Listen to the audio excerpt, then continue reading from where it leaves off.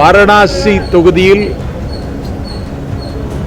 அவர் கரை சேருவார் என்கிற நம்பிக்கை இன்னும் வரவில்லை. பிஜேபிக்கு எதிராக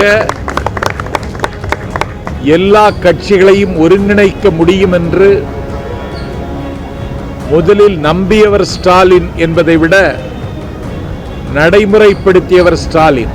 இந்தியாவினுடைய அரசியல் மாற்றம் நடக்கும், அதற்கு பிள்ளையார் சுழி போடுகிற தலைவன் திமுக தலைவர் ஸ்டாலின் என்பதை அவர் இன்றைக்கு பதிவு செய்தார். அறுதி பெரும்பான்மையில் பிஜேபி கரை சேர்வதற்கான வாய்ப்பில்லை. 220 இடங்களை அவர்கள் தாண்ட முடியாது.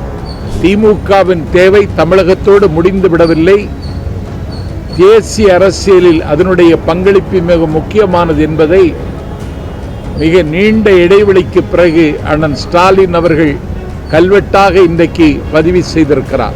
ராமர் பெயரை சொன்னால் இந்துக்கள் வாக்களிப்பார்கள் என்று கண்மூடித்தனமாக நம்பியது மட்டுமல்ல, ராமருக்கு எதிரானவர்கள் என்று இந்தியா கூட்டணியை சித்தரிப்பதற்கு அவர் கடும் பாடுபட்டார்.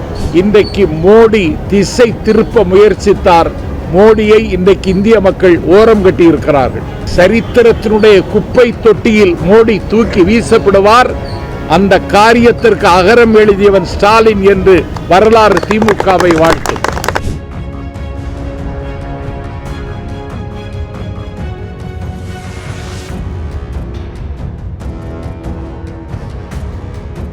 தேர்தல் முடிவுகள் மிகுந்த மகிழ்ச்சியையும் நம்பிக்கையும் தருகிறது. 400 தொகுதிகளில் வெற்றி பெறுவோம் என்று அதிகார திமிரில் அகம்பாவத்தில் பேசிய சங் பரிவார் கும்பல் இன்றைக்கு ஒரு மிகப்பெரிய வீழ்ச்சியை சந்தித்திருக்கிறது. எவ்வளவு உயரத்திற்கு சென்றாலும் அவன் கீழே இறங்கிதான் தீர வேண்டும் என்கிற பொது விதிக்கு மோடி விலக்கானவர் அல்ல, அவரும் அந்த விதிக்கு கட்டுப்பட்டவர் தான். வாரணாசி தொகுதியில் அவர் கரை சேருவார் என்கிற நம்பிக்கை இன்னும் வரவில்லை. இந்தியா கூட்டணி இன்றைக்கு பெற்றிருக்கிற வெற்றியும், இந்தியா கூட்டணி ஆட்சி அமைக்கும் என்கிற நம்பிக்கையும் இன்றைக்கு சிலாகித்து பேசப்படுகிறது என்றால் இதற்கு அகரம் எழுதியவர் திராவிட முன்னேற்றக் கழகத்தின் தலைவர் அண்ணன் ஸ்டாலின். பிஜேபிக்கு எதிராக எல்லா கட்சிகளையும் ஒருங்கிணைக்க முடியும் என்று முதலில் நம்பியவர் ஸ்டாலின் என்பதை விட நடைமுறைப்படுத்தியவர் ஸ்டாலின். காங்கிரஸ் கட்சியின் தலைவர் ராகுல் காந்தியையும் மார்க்சிய கம்யூனிஸ்ட் கட்சியினுடைய தலைவர் கேரள முதலமைச்சர் பிரணாப் விஜயனையும் சமாஜ்வாடி தலைவர் அகிலேஷ் யாதவையும் ஆர்ஜேடி தலைவர் தேஜஸ்வியையும் அண்ணன் அழைத்ததிலிருந்தே இந்தியாவினுடைய அரசியல் மாற்றம் நடக்கும், அதற்கு பிள்ளையார் சுழி போடுகிற தலைவன் திமுக தலைவர் ஸ்டாலின் என்பதை அவர் இன்றைக்கு பதிவு செய்தார். இன்றைக்கு தேர்தல் முடிவுகள் மிகுந்த நம்பிக்கை ஊட்டுகின்றன.